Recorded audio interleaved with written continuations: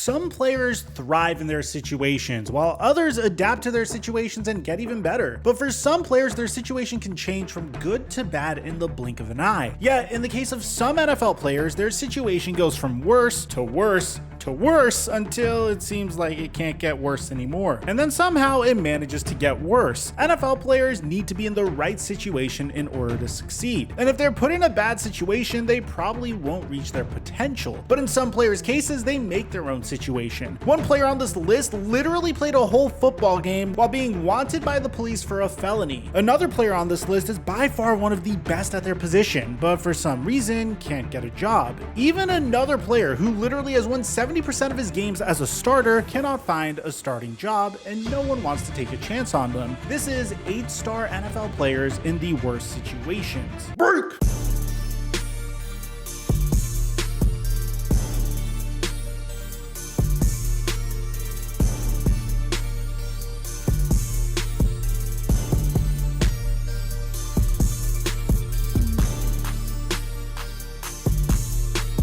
From the moment the NFL saw what a physical specimen DK Metcalf was at the 2019 NFL Combine, they knew that he was going to be a superstar. And in the NFL Draft, the Seattle Seahawks selected him in the second round to pair him with another superstar player, Russell Wilson. In their 3 seasons together, they did not disappoint, and from the first moonball he caught in 2019, it looked like the Seattle Seahawks had found their quarterback-receiver combination of the future. And all they had to do was build their defense and their offensive line, and then they could just let DK Metcalf and Russ do the rest. However, just 3 seasons later, and Coach Pete Carroll has made it clear that he wants to run the football first and pass second. To make his point explicitly evident, the Seattle Seahawks traded star quarterback Russell Wilson to the Denver Broncos in a trade that would not only shock Seahawks fans, but probably DK Metcalf himself. After the trade, many speculated the Seahawks would take a quarterback in the draft because there's no way in hell that they would let Drew Lock or Geno Smith be the starting quarterback, right? It's not like the Broncos had a stacked roster and already learned the hard way that Drew Lock wasn't a starting QB, right? I guess everyone learned that except Pete Carroll, as the Seattle Seahawks skipped on quarterback and instead actually drafted more running backs to a team that already has Rashad Penny and Chris Carson. I don't want to question a Super Bowl winning head coach, but in a league where running backs are a dime a dozen, it's weird to focus not only your entire offense on the position, but also your draft. In 3 seasons with Russell Wilson in what was already a run-oriented offense, DK Metcalf put up nearly 3,200 receiving yards and 29 touchdowns while missing a total of 0 games. 0! DK Metcalf is a 6'4", nearly 240-pound wide receiver whose greatest strength is catching long, deep 50-50 balls, but now will be playing with a quarterback who can't throw a deep ball to save his career. DK Metcalf went from having a Ferrari at quarterback to having a 1999 Honda Odyssey that doesn't even have air conditioning and needs an oil change. There have been many calls from both AFC and NFC teams inquiring about trading for DK Metcalf, but the Seahawks have refused those calls. And to make things even worse, following this season, DK Metcalf is going to be in line for a contract extension. And ideally, when you are up for a contract extension, you have a superstar quarterback throwing you the ball. But in this case, DK Metcalf is primed to see his numbers take a huge dip. So instead of getting the type of contract that AJ Brown would get, or Deebo Samuel is rumored to eventually get, DK Metcalf is now going to have to catch footballs from Drew Lock, which, with all due respect to Drew Lock, doesn't seem to be the best situation for any wide receiver that is looking to cash in. At this point, if any Seahawks wide receiver is going to get traded, it's probably going to be the aging Tyler Lockett, who isn't on a rookie scale contract like DK Metcalf. One thing's for certain, Metcalf certainly isn't in an offense that fits his offensive skill set, and can at least say with confidence that he'll have a job in football for the next few seasons, unlike the next player on this list. Antonio Brown, of course, has to make this list. To start, and to tell you the honest truth, what about Antonio Brown's situation isn't bad? He recently tweeted out that he wants to retire as a member of the Pittsburgh Steelers, and he didn't mean it in a way where he wants to actually play for the Steelers until his career ends. He's saying that he wants to sign a one-day contract with the Steelers and retire, and many people assume assumed that he was talking about currently, not in the future. It would be easy to list what Antonio Brown has done in just the past week and call it a day, but Antonio Brown has consistently and persistently been making headlines for what seems like the past few years. As a matter of fact, if you go onto my channel video list and type in Antonio Brown, you'll have enough Antonio Brown videos to make your own YouTube channel. Modern day Antonio Brown would put the diva wideouts of the mid-2000s to shame, as none of those wide receivers publicly trashed their Hall of Fame quarterback, the same quarterback who's responsible for you getting a roster spot to begin with. Antonio Brown's situation isn't just bad because he trashed his former employer and teammates. In fact, I think we all know why his situation is so bad, but if you can't remember, here's a quick recap, and if you want more detail, I highly recommend you check out our 40-minute long Antonio Brown documentary. In the 2021 season alone, AB managed to fake his vaccination card, release a rap album, sneak an OnlyFans model into his hotel room, and quit the Tampa Bay Buccaneers team mid-game while claiming they forced him to do so. The latter both actually happening in 24 hours. Now, whether you side with the Tampa Bay Buccaneers or you sign with Antonio Brown, you can't deny the fact that the man is incredibly talented, yet a horrific distraction. Antonio Brown will grab headlines wherever he is, but for a time he was slightly tempered by the cool words of Tom Brady. But now that the wideout has left Tampa and has made it clear that he wants to play again, will anyone really be able to keep him calm? We made a documentary on how Antonio Brown of today doesn't seem to be the same Antonio Brown in the early 2010s. A lot of people suspect it was one hit that completely changed his life, but again, that's what the documentary is on, and this is a video that's on players that are currently in the worst situations. Even if a team was to look past and agree to move forward with Antonio Brown, there is no guarantee that another situation just doesn't pop up later down the line. Wherever Antonio Brown goes, for some reason headlines follow. It happened in Pittsburgh, it happened in Oakland, it worked in Tampa Bay for a while thanks to Tom Brady, but even if he couldn't keep AB out of the news headlines for that long, sometimes the NFL is ready to move on from players before players are ready to move on from the NFL. And for Antonio Brown, that simply might be the case. In 2021, we saw Antonio Brown in the same game he quit shake a defensive back so hard that he fell over. He clearly hasn't lost a step physically and could still ball if he signed with the team, but with all the headlines he's generated in the recent past, it wouldn't be a shock if we haven't seen from a man who typically has business booming. If one team does end up calling, one thing is for certain, it will be entertaining, and we'll have a lot of content to create on this channel about it. But not as entertaining as the next individual on this list that has made the biggest commotion out of something that shouldn't have been as big of a deal, that could have potentially ruined his career. Baker Mayfield's situation essentially speaks for itself. 1 year ago, every NFL analyst was saying that Baker Mayfield is a top 15 QB. Baker Mayfield brought Cleveland back. Baker Mayfield this and Baker Mayfield that. But now when analysts do talk about Baker, it's to talk about how bad he's been playing and how trading for Deshaun Watson was the best move in franchise history without him even taking the field. In the 2020 NFL season, Baker's last full season uninjured, he managed to throw for over 3,500 yards, 26 touchdowns, and just 8 interceptions. Flash forward to today, where in 2021, Baker Mayfield played nearly the entire 2021 NFL regular season with a torn labrum in his left arm, a situation that was supposed to be perceived as courageous but completely backfired. Despite most professional players needing surgery in order to continue their seasons, Baker decided to tough it out and finish not only that Week 2 game, but the entire season. Whenever most players decide to play through an injury, they're regarded as selfless. They put the team ahead of themselves, and they would rather their team win a Lombardi or just get closer to winning one rather than healing quicker. Instead, many were quick to disregard Mayfield, acting as if a torn labrum in his left shoulder was no big deal. In 2020, Mayfield managed to lead the Cleveland Browns to the playoffs. In 2021, he was injured 90% of the season, barely missed the playoffs, and still lost his job. Despite what the past will tell you, if a quarterback has an 8-win season, all while being injured, and managed to lead a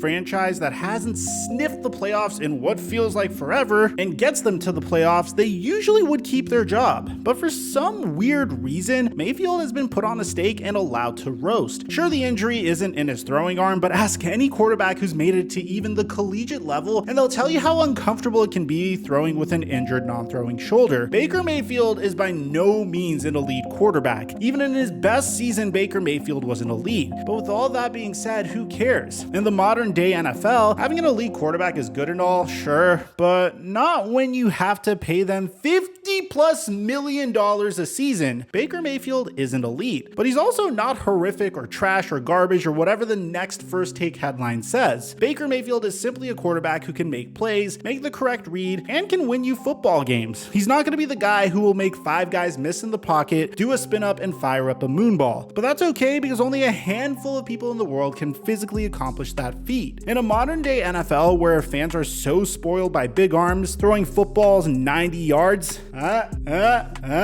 quarterbacks evading edge rushers like they're playing Just Dance, we must remember and make a spot for the game manager quarterbacks who aren't bad enough to fall out of the league entirely, but good enough to win some games and make a playoff run. But with that being said, what team will he even be playing for? Part of what makes Mayfield's situation so bad is his cap hit. For the next season, his cap hit will be nearly $20 million, and good luck trying to find any team willing to gamble on a quarterback coming off of any type of injury, especially for that kind of money. Mayfield's situation might seem terrible, but this next stud player situation makes it pale in comparison. Despite what you may hear from the daily sports media and overreacting fans, Christian McCaffrey is still a game changer if he can just stay on the field. In his last full uninjured season in 2019, McCaffrey managed to put over 2,000 total yards, nearly 1,400 rushing, and just over 1,000 receiving, all while managing to find the end zone a league-leading 19 times. Since then, he's only played 10 games in his last 2 seasons, but when he has managed to play, he's put up over 1,100 total yards and 8 touchdowns. Great, so what's so bad about his situation?